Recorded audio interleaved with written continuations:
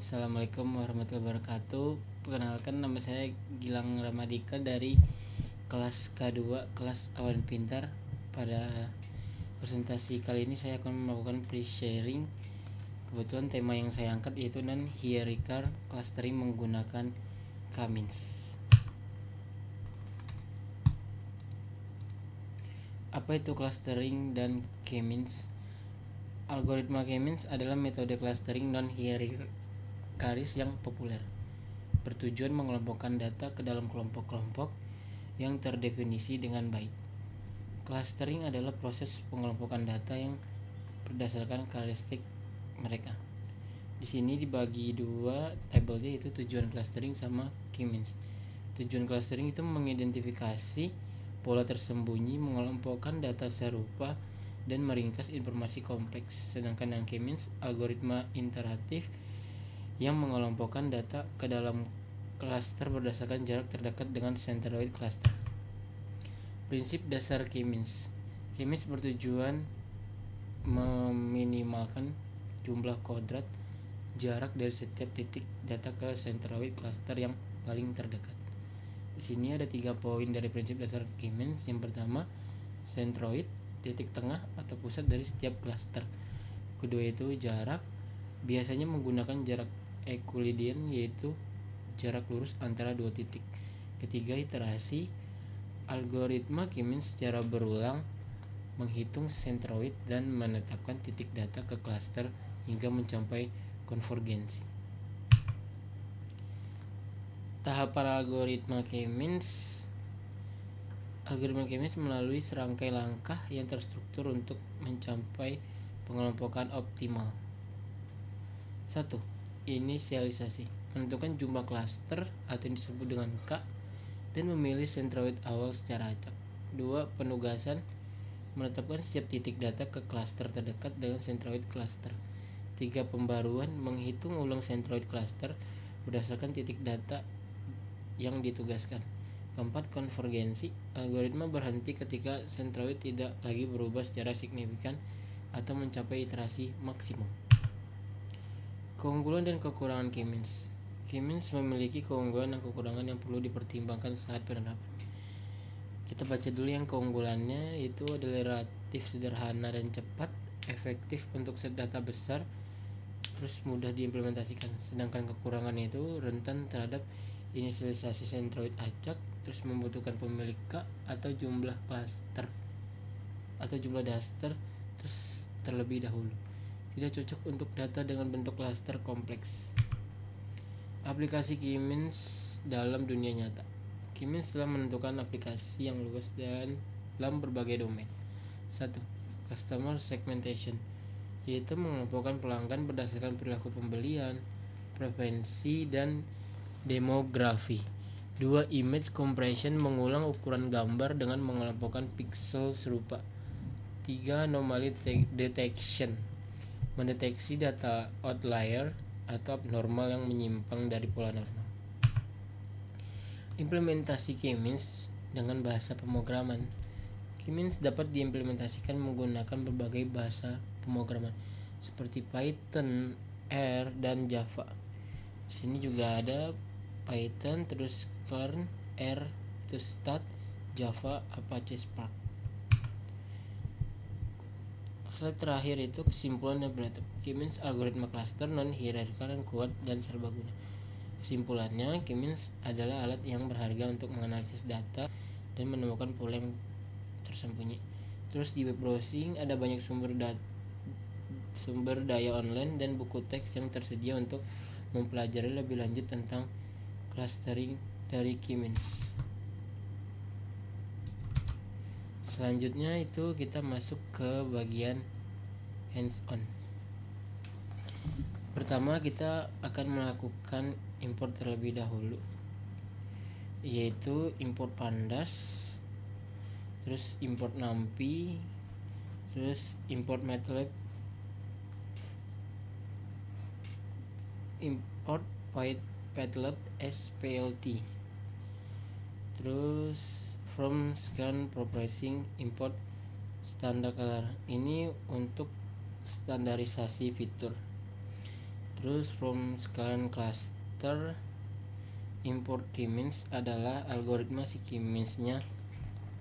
Terus from sekalian matrix import Silhouette score library evaluation matrix pada key-means. Selanjutnya itu kita menginstal dulu library machine learning visualization di Yellowbrick.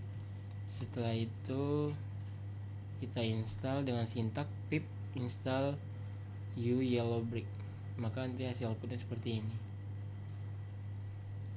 Selanjutnya kita download dulu datasetnya dengan mengklik link yang sudah ada. Kemudian nanti kita upload di sini. Setelah kita upload, kita lakukan pemanggilan data pdread csv. Konten ini adalah file csv-nya, terus index call customer ID, terus data. Setelah kita download, habis itu kita running, kita bisa lihat terdapat ada 5 fitur pada customer ID, yaitu ada customer ID, gender, terus age, terus annual income, terus spending score. Dan yang akan kita gunakan adalah 4 fitur aja, itu gender, terus yang age, terus annual income, terus spending score, termasuk sama fitur. Terus selanjutnya kita melakukan kelengkapan data setnya dan beserta data informasi yang tersedia dengan menggunakan function data info.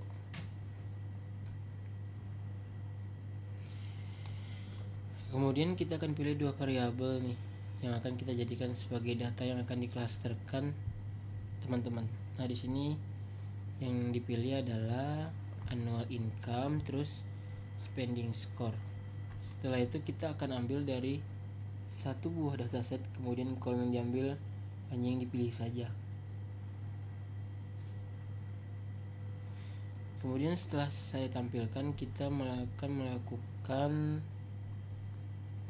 fetch transform agar data yang digunakan untuk standarisasi, karena pada awalnya besar atau kecil dari kedua variabel tersebut berbeda.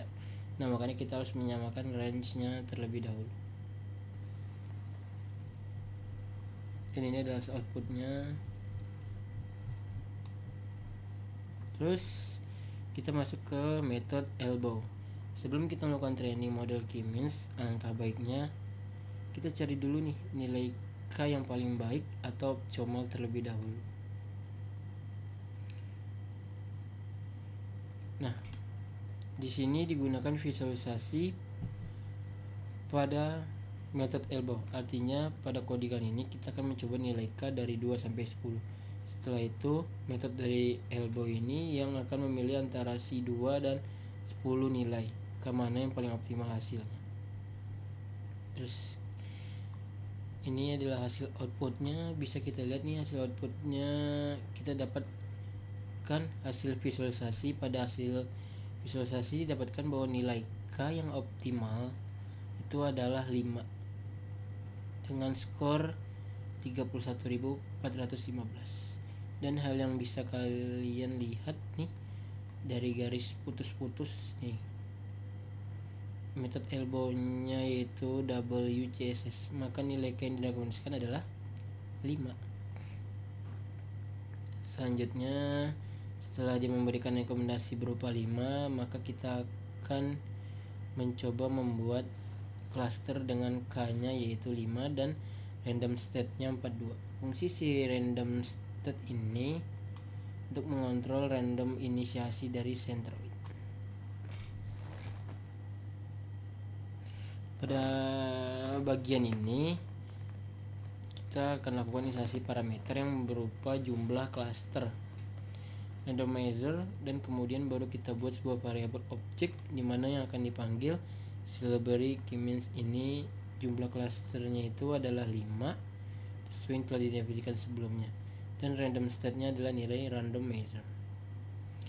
Sini ada hyper parameter training, jumlah klasternya 5, terus randomizer 42, model key means, klaster jumlah, terus training model key means, fit x.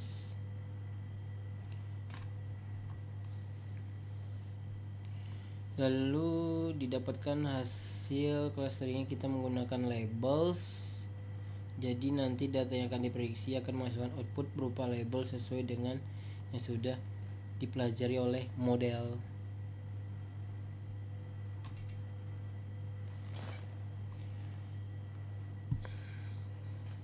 Terus karena kita menentukan K5, klaster berjumlah 5, maka kita akan mendapatkan 5 centroid. Informasi letak tiap centroid bisa kita akses menggunakan cluster centers.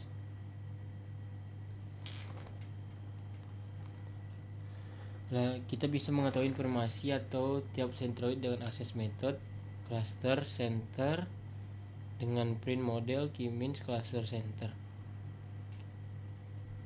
Hasilnya nanti akan seperti ini. Terus kemudian kita akan menggunakan manipulasi model menggunakan 4 metode, yaitu melihat endogram, metode elbow, visualisasi data, terus Silhouette conversion atau SC.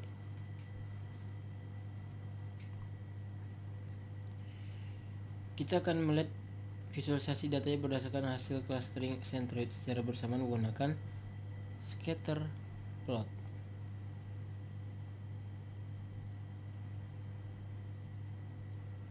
Di sini kita lihat hasil outputnya bahwa terdapat 5 kelompok dengan titik berwarna merah, hijau, ungu, kuning, biru. Kemudian yang warna hitam adalah centroid dari setiap klasternya. Sudah terlihat bahwa sudah cukup bagus karena terpisah secara sempurna. Tidak ada yang beda di antara satu warna.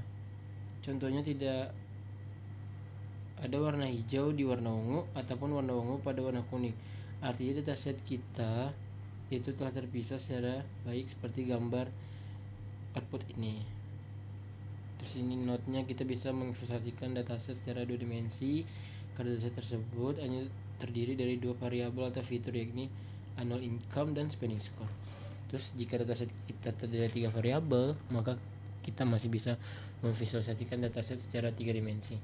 Namun kita tidak akan bisa memvisualisasikan dataset dengan jumlah variabel lebih dari 3 karena visualisasinya lebih dari 3 dimensi.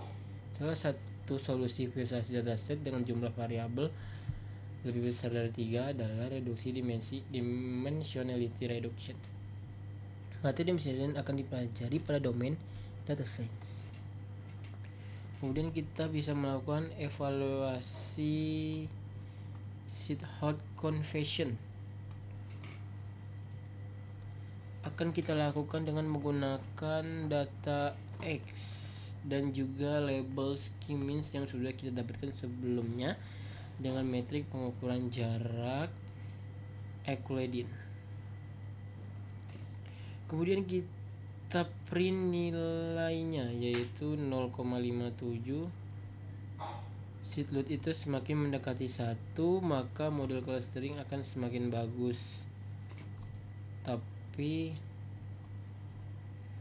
dari training yang telah dilakukan didapatkan hasil 0,57 sudah cukup baik sih, tapi masih bisa dioptimalkan lagi karena masih cukup jauh dengan nilai 1. Karena kita bisa melakukan hyperparameter tuning untuk algoritma yang digunakan agar kita bisa mencoba beberapa eksperimen skema variasi model dan juga parameter, dan kita juga bisa mendapatkan informasi yang lebih banyak lagi terkait hasil-hasil evaluasi performa model menggunakan parameter-parameter yang berbeda. Terus kita masuk ke kesimpulan. Kita simpan hasil klasternya di sini, data, terus hasil clustering sampai dengan label key means data. Kita buat jadi satu kolom baru, yaitu kolom hasil clustering, dan ini hasil outputnya. Terus dan kita akan hitung nih rata-rata tiap klaster supaya bisa tarik kesimpulannya. Rata-ratanya itu ada dua. Satu yaitu rata-rata pemasukan customer. Terus dua rata-rata pengeluaran customer. Kalau pemasukan customer itu berdasarkan annual income, yang sedangkan pengeluaran customer berdasarkan spending score. Kemudian kita akan cari nilai pemasukan dan pengeluaran dari setiap klaster. Nih, klaster K0 rata-rata pemasukan customer 52, rata-rata pengeluaran customer 47. Terus klaster K1 pemasukannya 1167, pengeluarannya 48. Yang klaster K2 pemasukannya 60, rata-rata pengeluaran 81. Terus pemasukan K3 ini 63, 14, kelas 4 31, terus pengeluaran dari K4 182. Nih, bisa kita simpulkan bahwa klaster 0 adalah kelompok customer menengah ke bawah yang hemat pengeluarannya sangat kecil. Sedangkan klaster 1 adalah kelompok customer menengah ke bawah yang sangat boros atau pengeluaran lebih besar dari pemasukan. Sedangkan klaster 2 adalah kelompok tingkat atas yang hemat, pengeluarannya sangat kecil. Terus customer 3 adalah kelompok customer menengah ke atas yang sangat boros, pengeluarannya lebih besar dari pemasukan. Terus customer keempat adalah customer menengah ke bawah yang boros, pengeluaran hampir sama dengan pemasukan. Sekarang kita masuk ke exercise latihan. Di sini boleh pilih salah satu activity atau lakukan keduanya. Activity pertama, gunakan dataset mall customer TSP. Gunakan variable age, annual income, dan spending score.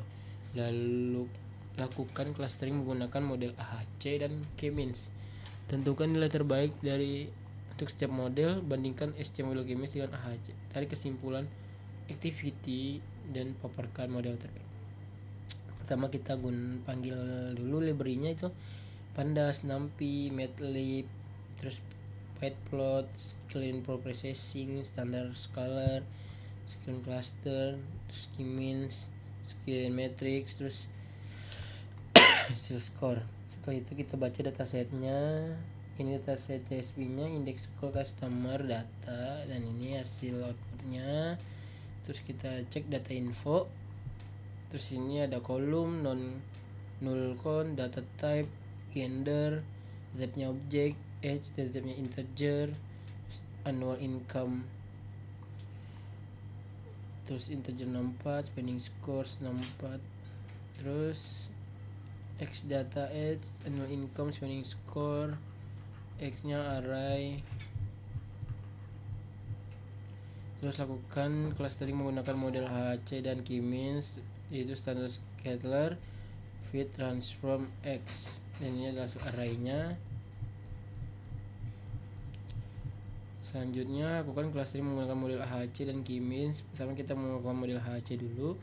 Jumlah klasternya 5, randomizer 42.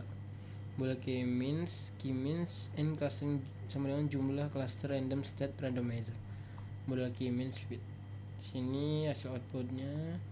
Terus model AHC, pertama kita pakai library scattering cluster, input agglomerative clustering. Jumlah klasternya 4, persamaan jarak Euclidean, metode linked complete. Sini hasil outputnya.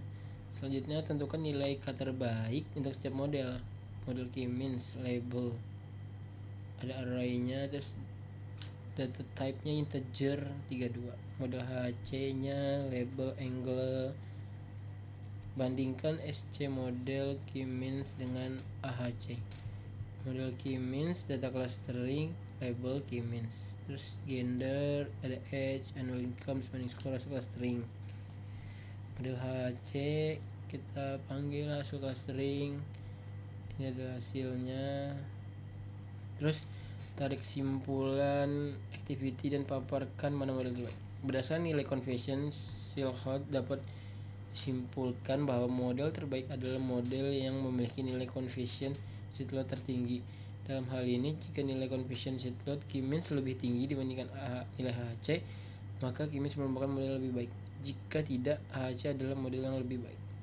Perhatikan bahwa nilai confusion loader berkisar antara min 1 hingga 1, di mana nilai yang mendekati 1 menunjukkan bahwa sampel tersebut sangat cocok dengan klaster sendiri dan tidak cocok dengan klaster tetangganya.